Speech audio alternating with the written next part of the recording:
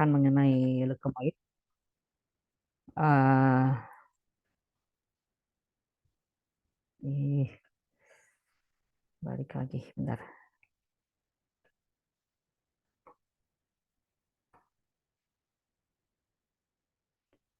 Hari ini kita lanjutkan ke leukemia. Mana ini susah banget.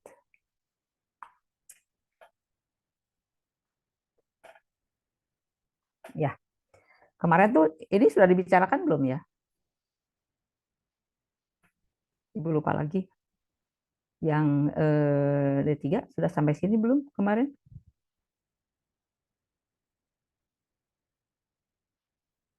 Sudah belum? Belum, Ibu. Oh, belum. Oke, baru sampai recommended ya. Oke ya, jadi kemarin sudah dibicarakan mengenai leukomoid ya. Jadi leukomoid itu menyerupai leukemia di mana salah satu tandanya adalah ditemukan jumlah leukosit lebih dari normal dan adanya sel muda pada peredaran darah tepi gitu ya. Nah, eh, kita sekarang bicara mengenai leukemia. Ya, jadi di sini leukemia adalah suatu keadaan di mana terjadi pertumbuhan yang bersifat irreversible ya dari satu jenis sel atau lebih gitu ya. Nah, jadi di sini menggambarkan bahwa perkembangan selnya itu tidak terjadi keseimbangan, artinya kalau di dalam tubuh itu kan dia berkembang atau dia membelah diri, dia memperbanyak itu harus ada tujuannya untuk apa, gitu ya. Nah, nanti pada keadaan normal itu akan terjadi keseimbangan, gitu ya. Sel-sel yang matang pasti dia akan mati, lama-lama akan mati sesuai dengan masa hidupnya, ya. Nanti dia kalau mati berkurang akan diganti lagi oleh sel baru, seperti itu, gitu ya. Nah, di sini akan terjadi ketidakseimbangan karena pada umumnya sel-sel leukemia itu angka kematiannya sangat kecil, ya. Jadi kebayang ya akan terjadi penumpukan sel, ya, karena angka kematiannya hampir dianggap tidak ada, ya, walaupun sebenarnya ada tetapi kecil sekali, gitu ya. Nah, jadi leukemia ini merupakan golongan penyakit ya yang ditandai oleh penimbunan sel darah putih abnormal, gitu ya. Jadi ini sudah sel darah putihnya banyak, leukositnya banyak, di mana si tubuh itu hanya memperhatikan kuantitas daripada sel tanpa memperhatikan kualitasnya. Ya, jadi artinya dia sel-selnya itu kebanyakan sel-sel yang abnormal ya. Salah satu tanda sel leukosit abnormal yaitu di mana tidak ada sinkronisasi perkembangan inti dan sitoplasma ya, ataupun akan ada dibentuknya apa bentuk-bentuk lain. Jadi misalnya ada yang namanya our bodies dan lain sebagainya gitu ya. Oke.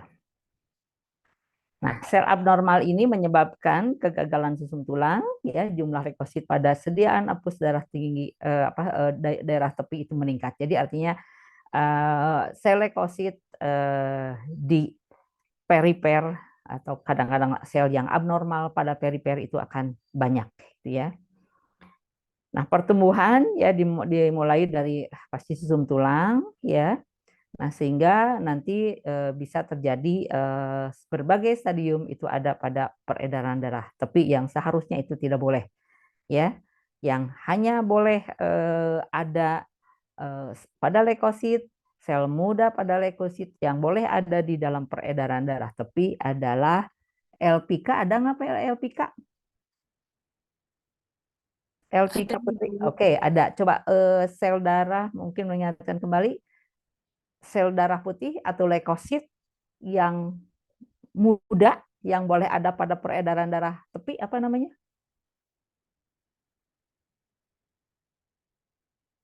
LPK.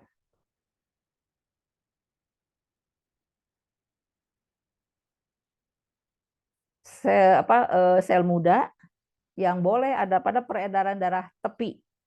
Sel muda leukosit apa LPK? Neutrofil batang, Bu. Ya, oke betul ya, neutropil batang ya. Jadi neutropil batang itu adalah sel muda dari neutropil segmen, ya itu boleh ada pada peredaran darah tepi, hanya batasnya terbatas jumlahnya yaitu 3 sampai 5% ya. Nah, ya kemarin seperti yang dijelaskan pada saat kita membicarakan leukomoin, jadi leukemia ini akan terjadi persaingan metabolisme sehingga akan menekan seri yang lain sehingga akan terjadi anemia dan trombositopenia ya. Nah, apa sih penyebabnya ya leukemia ini ya? Nah, sampai sekarang belum diketahui secara pasti gitu ya. Nah, tetapi para ahli itu sudah menduga ya faktor infeksi sangat berperan dalam penyebab leukemia gitu ya.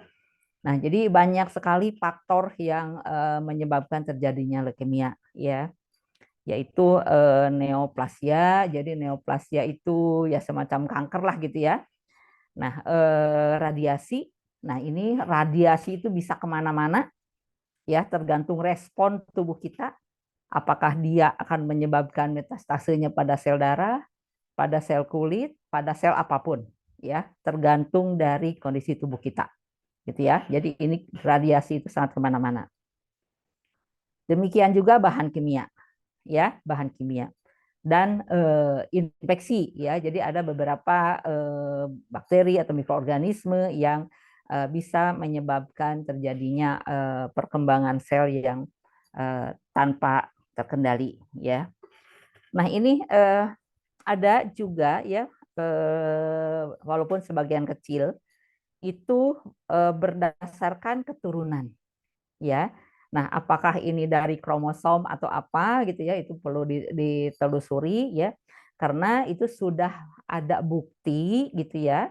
Misalnya orang tuanya terkena kanker usus gitu ya. Nah, misalnya nanti anaknya juga terkena gitu ya. Nah, atau misalnya ya orang tuanya terkena leukemia, anaknya bisa terjadi gitu ya. Tetapi tidak semua itu disebabkan oleh keturunan gitu ya. Jadi ini persennya kecil, tetapi ada sejarah lah banyak gitu ya, banyak kasus di mana apa jenis penyakit antara orang tua dan anak itu ada yang sama gitu ya. Nah, salah satunya misalnya pada leukemia gitu kan ya. Pada kanker-kanker yang lain juga itu ada yang bersifat diturunkan gitu ya. Nah, jadi leukemia ini adalah ya kanker ya. Jadi kanker ini di mana itu terjadinya perkembangan sel ya yang dia khususnya membelahnya tanpa terkendali gitu ya. Nah, virus pun ada yang penyebab kanker juga ada ya mengenai virus gitu ya. Tapi bukan kanker darah, kanker-kanker yang lain bisa disebabkan oleh virus juga gitu ya. Nah, jadi di sini adalah semacam apa kanker ya khususnya ke dalam apa sel-sel darah yang berakibat karena adanya mutasi gen. Itu bisa ya, nanti salah satu ada yang disebabkan karena mutasi gen. Nah, gen tertentu ini membuat sel darah putih berproduksi dalam jumlah yang sangat banyak, gitu ya. Nah, jadi saya selalu berulang bahwa di mana leukemia itu berproliferasinya sangat-sangat aktif ya tanpa adanya tujuan yang jelas. Untuk apa leukosit itu memperbanyak diri ya? Karena kita tahu leukosit adalah sel yang berfungsi sebagai pertahanan tubuh gitu ya. Nah, hmm, ada Alda, Alda, Alda Rahma ada. Hadir, Ibu. Oke, Alda, coba sebutkan dari leukosit itu sel yang berfungsi sebagai sel fagosit. Sel apa coba Alda?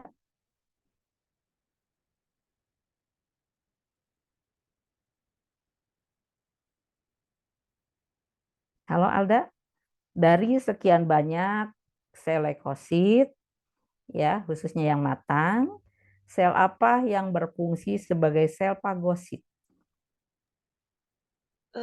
Sel ini Bu, sel darah putih seperti neutrofil, makrofag, Ya, dan sel dendrit.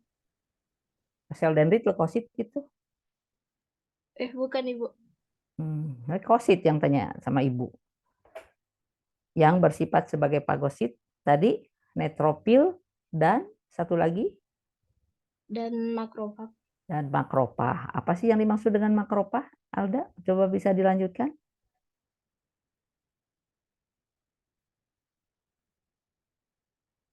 Oke, saya minta ke yang lain. Oke, terima kasih Alda sudah menjawab benar.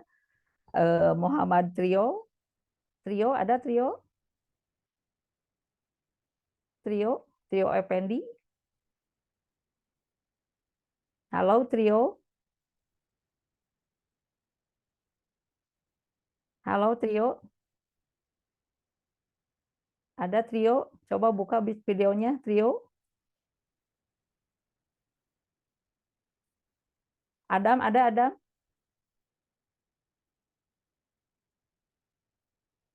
Adam ada. Hadir Ibu. Oke.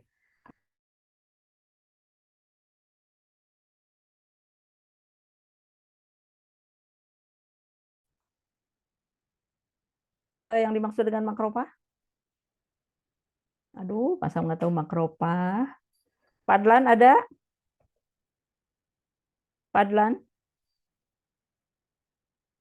Halo Padlan? Cok, cepet jawab atau tidak ada? Ibu izin menjawab. Siapa ini? Trio. Adam, Adam. Adam apa Adam? Makropa eh, ada. sel makrofag itu adalah sel fagosit yang penting dalam sistem imun, Bu. Iya. Di mana berasal dari sel monosit dewasa yang menetap di jaringan. Jadi makropa itu adalah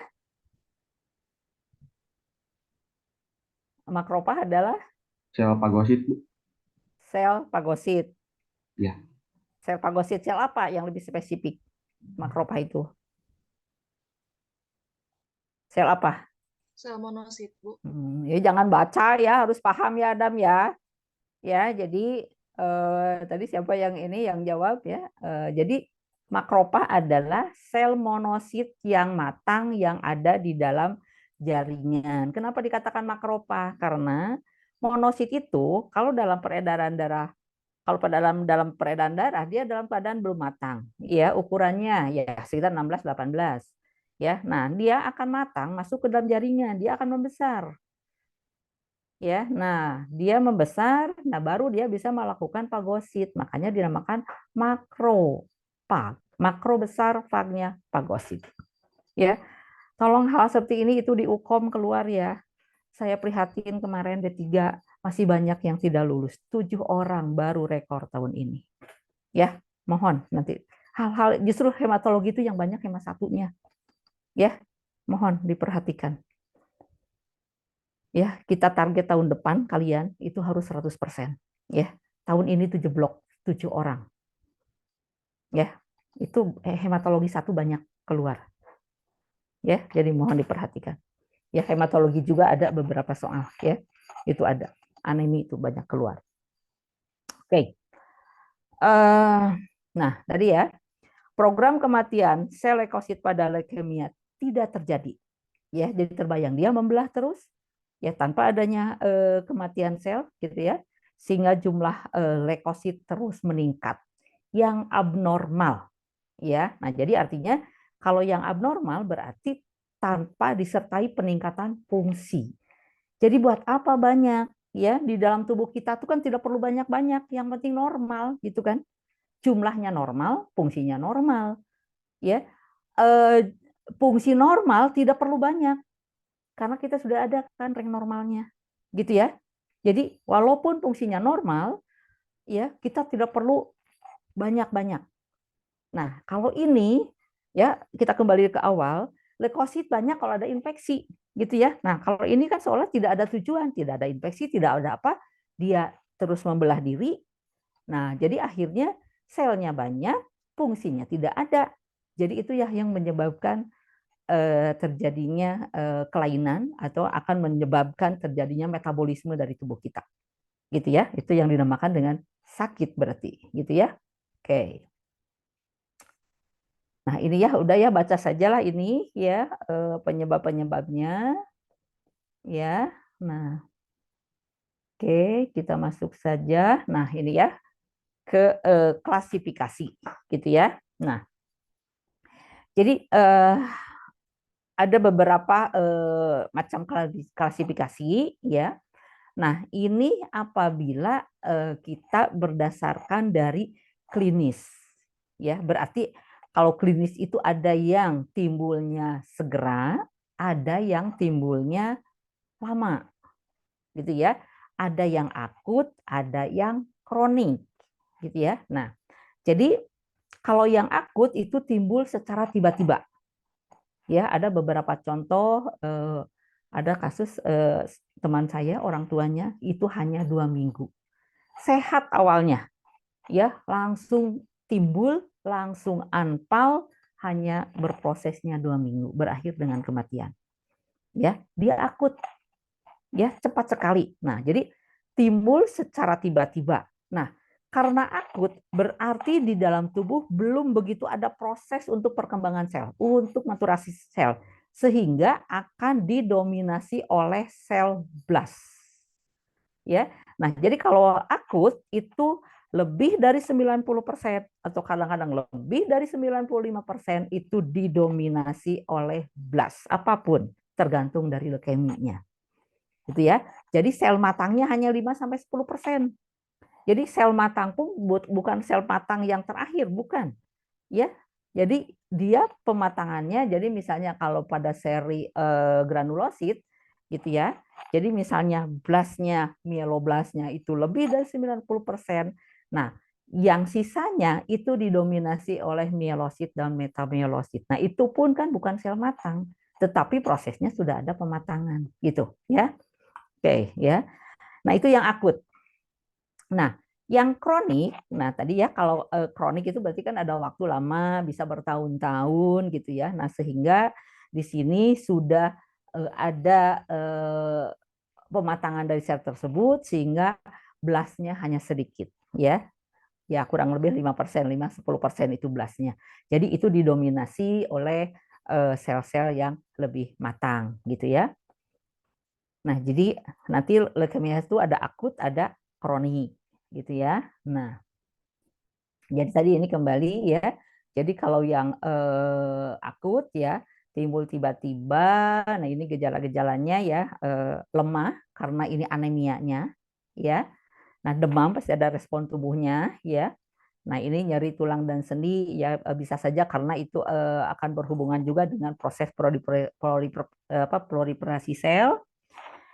Nah, ini PTHY karena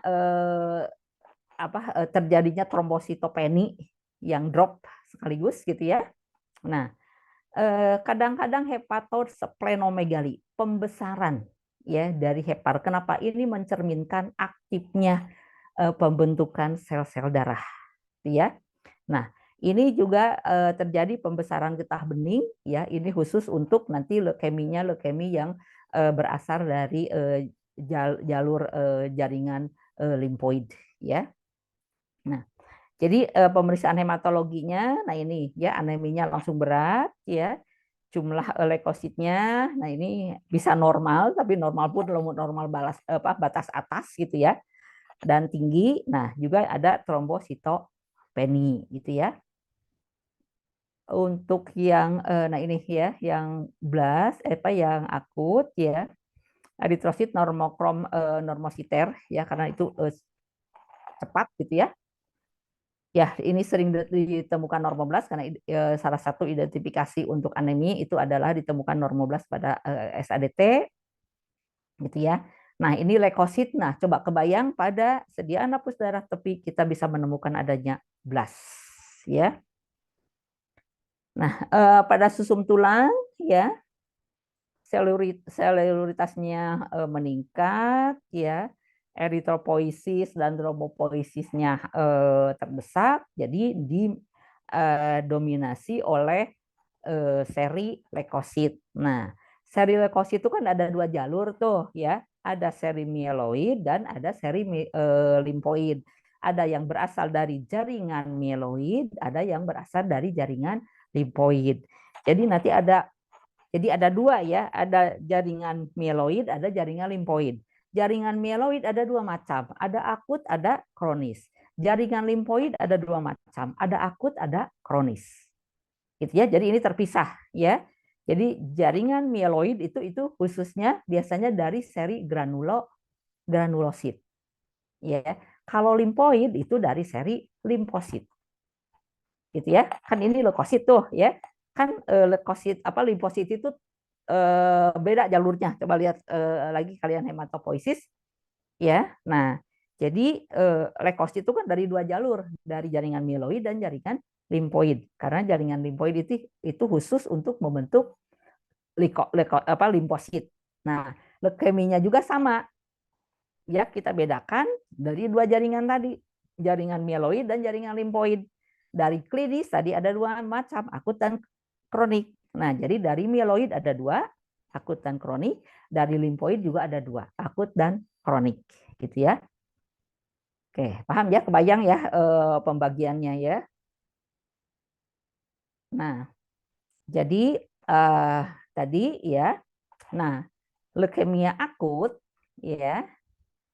Tadi ada dua kan, berarti dari jaringan mieloid dan dari jaringan limfoid ya. Nah, dari jaringan limfoid ya ada yang dinamakan dengan leukemia limfoblastik akut atau akut limfoblastik leukemia ALL ya. Ini bahasa Indonesianya LLA gitu ya. Nah, apabila akut itu penamaannya adalah BLAS ya, BLAS. Akut limfoblastik leukemi, akut mieloblastik leukemi apabila dari jaringan mielosit ya. Jadi jaringan mieloid ya. Nah, ini ke granulosit, ini ke limfosit ya. Nah, ya, jadi pokoknya kalau akut itu BLAS. Ya, berarti akut limfoblastik leukemi, ada akut mieloblastik leukemia. Gitu ya. Nah, ini kalau kita lihat dari morfologi sel. Ya, dari morfologi sel. Nah, kita tahu seri limfosit ini perkembangannya ya, yang paling muda itu adalah namanya limfoblas. Ya, yang termuda adalah limfoblas. Nanti dia akan menjadi lebih matang menjadi prolimfosit. Ya. Nah, nanti dia akan menjadi matang lagi menjadi limfosit. Nah, jadi sederhana sekali ya untuk seri limfosit hanya ada 3, limfoblas, prolimfosit, dan limfosit. Ya, limfoblas itu bentuknya tidak jauh beda dengan mieloblas. Ya, yang berbeda dari kromatin intinya. Lebih tebal. Ya, homogen tapi lebih tebal. Kalau mieloblas itu seperti pasir. Ya, jadi nanti kalian melihat limfoblas langsung saja nanti saya berikan preparat yang ALL. Ya, itu akan didominasi oleh limfoblas. Ya, sama-sama ada anak intinya sama. Ya, sitoplasmanya biru juga sama. Ya. Nah, jadi mirip sekali antara mieloblas dan limfoblas. Gitu ya. Besarnya juga sedikit lebih besar limfoblas gitu ya. Nah, secara morfologi ya, secara bentuk dan ukuran dari seri limfosit ya, ALL itu ada 3 tipe. Ya. Ada L1, L2 dan L3. Nah, L1 ini dinamakan dengan small monomorphic Artinya di mana limfoblasnya itu mayoritas kecil-kecil. Ya, kecil-kecil. Nah, ini L2 itu large heterogeneous ya. Nah, ini pada umumnya ya ini campur ukurannya, ada yang kecil, ada yang besar. Ya, limfoblasnya. Nah, Burkitt cell atau L3 itu adalah ini sel limfoblasnya yang besar-besar. Ya, jadi dilihat dari morfologi sel limfoblas. Nah, secara klinis berpengaruh, iya, ada sedikit berpengaruh, ya, di mana menurut data yang ada, ya, jadi kalau boleh memilih, ya, itu yang paling baik lah itu adalah L1, ya, yang di sini sudah ada yang sembuh itu adalah L1, ya. Kalau L2 itu sering kambuh, ya, sering kambuh lagi, dan yang paling berbahaya itu L3 gitu ya. Nah, jadi kalau boleh memilih mungkin ya L1, tapi kalau boleh memilih itu tidak terkena gitu ya. Dan ALL sudah ada lah yang disembuhkan ya. Mungkin dengan berbagai pengobatan ya, itu pengobatannya juga tidak murah ya, yaitu dengan yang terkena L1 ya, dari data itu sudah ada yang sembuh gitu ya. Dan yang memang kondisi yang terbanyak di Indonesia khususnya adalah yang terbanyak L1 gitu ya. Oke. Nah, ini adalah yang dari seri limfosit ya, yang akut. Berarti akut limfoblastik leukemia. ALL ya, atau bahasa Indonesianya leukemia limfoblastik akut, LLA gitu ya. Nah, dari jaringan mieloid ya, berarti yang akut adalah akut mieloblastik leukemia ya, leukemia mieloblastik ya. Jadi blast tetap ya, akut. Nah, ini juga sama ya, dilihat dari struktur ya, dari komposisi sel-sel mudanya ya, ini ada 8 macam gitu ya. Nah, dengan ditemukannya, dengan teridentifikasinya 8 macam ini, ya itu mudah-mudahan bisa dihubungkan dengan pengobatannya. Ya, dilihat sel mana yang mendominasi. Ya, nah kita tahu bahwa dari granulopoiesis itu kan mulai dari mieloblas, promielosit, mielosit, metamielosit, batang, segmen. Itu sel-selnya ya. Nah, jadi kalau kita melihat gambaran dari jenis selnya ya, itu ada 8 macam ya. M1 misalnya. M1 itu adalah leukemia mieloblastik tanpa maturasi. Apa artinya? Nah, di sini akan terlihat baik di sumsum tulang maupun di perifer itu keadaannya kadang-kadang tidak berbeda. Ya, ini didominasi itu hampir semuanya oleh blast. Ya, berarti didominasi oleh mieloblas tanpa maturasi. Jadi semuanya mieloblas, kebayang. Ya, nanti kita punya preparatnya. Ya, preparatnya preparat perifer. Ya, itu blast semua. Ngeri. Ya. Berarti di sini sel matangnya tidak ada. Ya, kemarin kita sudah bicara ya. Leukopoiesis yang berbahaya adalah di mana tidak ditemukannya segmen. Ya, kenapa? Ya, karena segmen, neutropil segmen itu adalah sel yang pertama atau pertahanan pertama untuk menghadapi infeksi mikroorganisme, pagosit. Gitu ya, makanya neutropil segmen itu kan jumlahnya banyak kan? Ya, nah ini terbayang ya, semuanya didominasi oleh mieloblas. Jadi apa yang terjadi? Mudah sekali infeksi. Ya, dan ini kalau sudah seperti ini keadaannya, ya itu biasanya berakhir dengan kematian.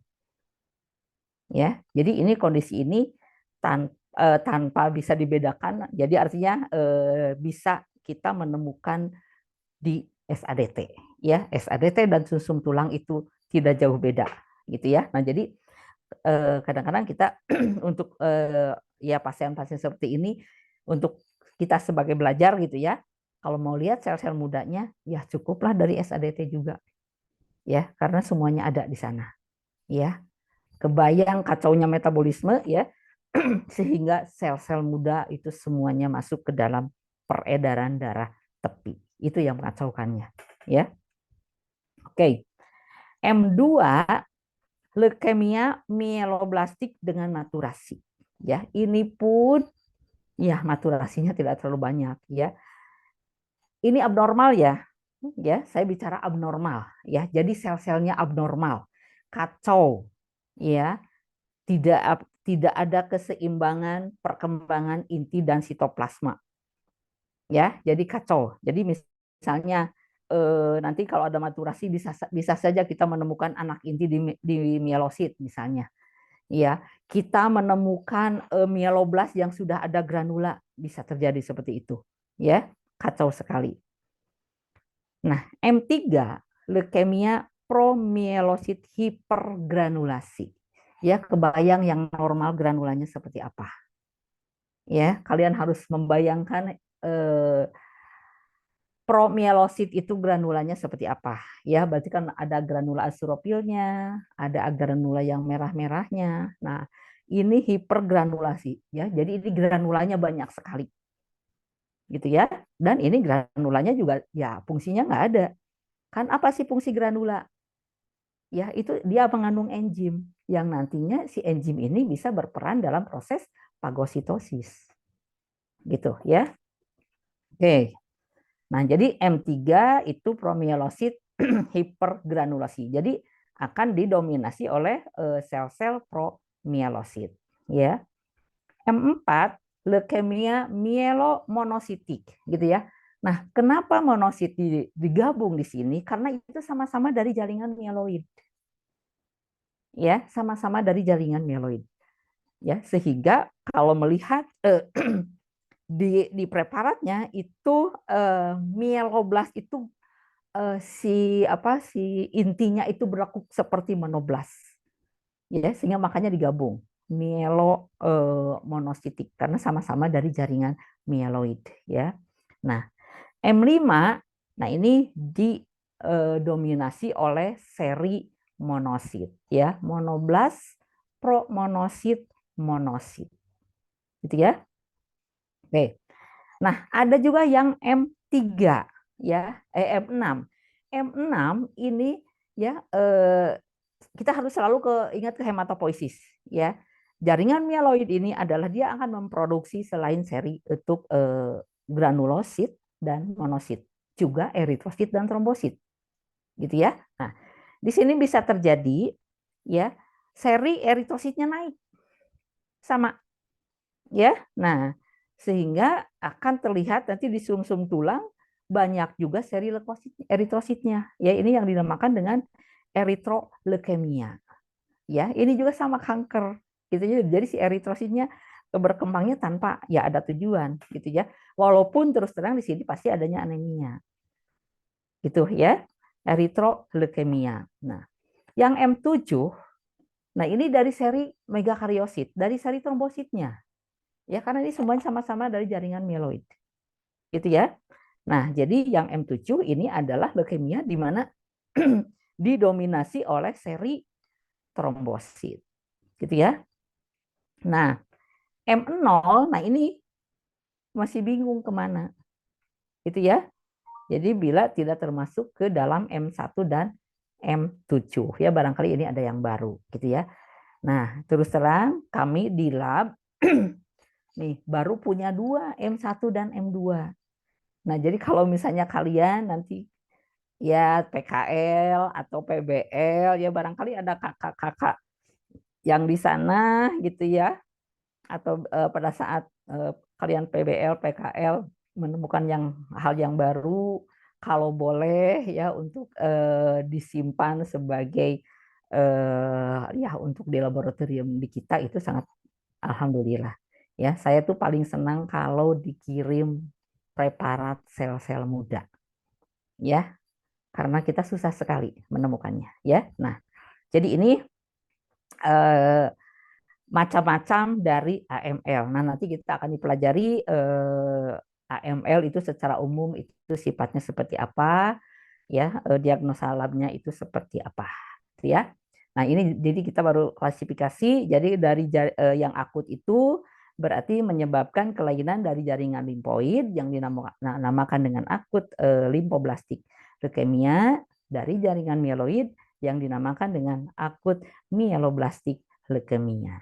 Ya, oke, itu yang akut.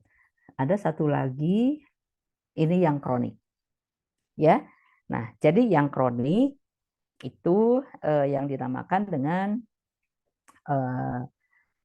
leukemia limfositik kronik. Ya, jadi berbeda, ini yang membedakan nih ya.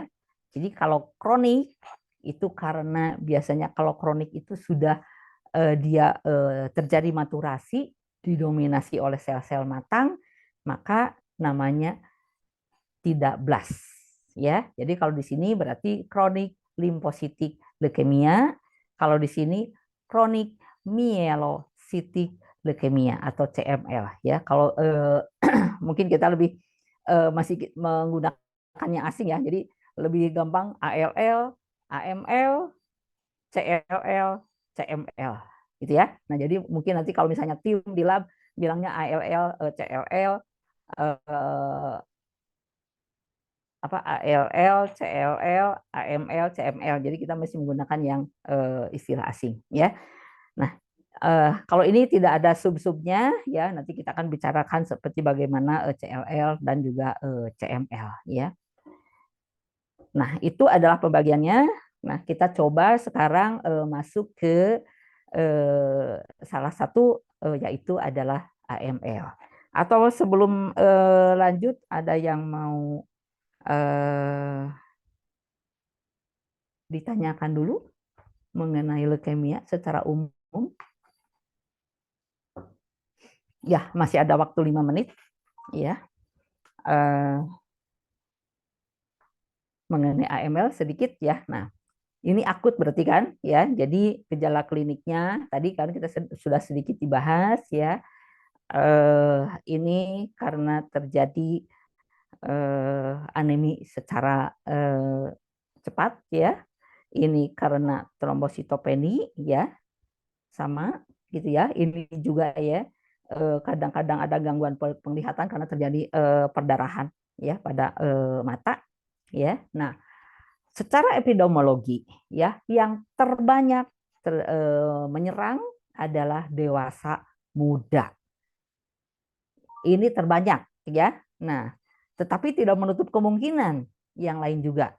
Nah, ini saya dewasa muda itu umurnya berapa ya? Ini belum ini ya, anak-anak sampai usia berapa gitu ya. Habis anak kan remaja gitu ya. Habis remaja dewasa, habis dewasa orang tua gitu kan. Ya. Kira-kira berapa sih dewasa? 30-an? Ya. Ini dewasanya dewasa muda lagi ya. Nah, jadi ini saya tidak punya angka yang pasti ya dewasa muda itu seperti apa. Nah, tetapi AML itu ya ini terbanyak ya, bukan berarti ya remaja tidak bisa gitu ya. Nah, jadi ini terbanyak pada dewasa muda gitu ya. Nah, kelainan hematologisnya ya, jadi tadi anemia ya, leukositosis ya. Nah, ini ya. Yang terbanyak adalah tadi mieloblas. Ya, hampir lebih dari 90%. Ya, pada SADT nih ya. Ditemukan normoblas. Ya.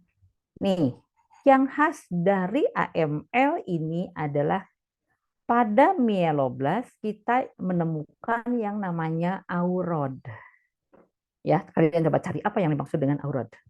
Ya, jadi itu semacam, jadi itu pengendapan ya, bisa ditemukan di dalam sitoplasma, bisa ditemukan juga di inti sel, tapi yang paling banyak adalah di sitoplasma itu berupa batang ya berwarna merah kalau dengan pewarnaan Giemsa. Ya, coba aja nanti kalian bayangkan mieloblast itu sitoplasmanya biru. Kalau kita menemukan aurod itu seperti batang berwarna merah. Jadi kalau di mikrobiologi mungkin seperti TBC. Ya, kalian sudah melihat ya. Nah, seperti itu ya. Oke, kita banyak preparatnya ya, nanti kita bisa melihat. Sumsum tulang hiperseluler ya. Hiperseluler tapi didominasi oleh blast ya. Di sini megakariosit juga jarang ya karena terjadi trombosit yang menurun gitu ya. Nih ya, darah tepi. Oke, ini jelas sudah sih ya. Kalian lihat saja. Nah, ya. Ini yang M1. Nih, ini bisa kita temukan di periper. Ya, kebayang coba periper seperti ini. Nih, yang namanya aurod. Ya, yang namanya aurod. Ya, kita banyak preparatnya. Dari mana banyak? Kebetulan anak bimbingan saya dulu yang kelas karyawan, yang orang RSCM, dia meneliti pengaruh pewarnaan, lama pewarnaan itu apa? Terhadap aurod, warna aurod. Jadi dia khusus gini, berarti dia berasal dari sampelnya orang yang AML. Makanya ibu dapat banyak preparatnya. Tolong preparatnya jangan dibuang, ya. Jadi karena dia sudah karyawan, ya itu bagus sekali penelitiannya. Ya, dia meneliti ke kualitas aurod. Ya, jadi kalau kalian mungkin agak susah ya karena belum bekerja gitu ya. Nah itu kebetulan 2 tahun yang lalu ya itu anak bimbingan ibu meneliti ini. Jadi alhamdulillah kita punya banyak ini, gitu ya. Nah inilah aurod, nanti kita bisa lihat eh, di preparat yang ada, ya. Oke, karena ini sudah jam 8.20, saya tidak mau mengambil hak orang lain, ya. Nanti kita lanjutkan di minggu depan, insya Allah, ya, dilanjutkan. Dan nanti mudah-mudahan di lab yang memberi responsi adalah Bu Betty, ya, biar ada variasi lah, jangan dari ibu saja bosan gitu ya. Insya Allah Bu Betty sudah siap nanti di laboratorium. Ya, oke, karena waktunya sudah habis, saya tidak membuka pertanyaan. Nanti kalau ada pertanyaan di lab saja boleh. Terima kasih untuk semuanya. Mohon maaf apabila ada kesalahan dalam ucapan. Terima kasih, Ibu. Pohon pamit. Ibu tutup dengan wassalamualaikum warahmatullahi wabarakatuh.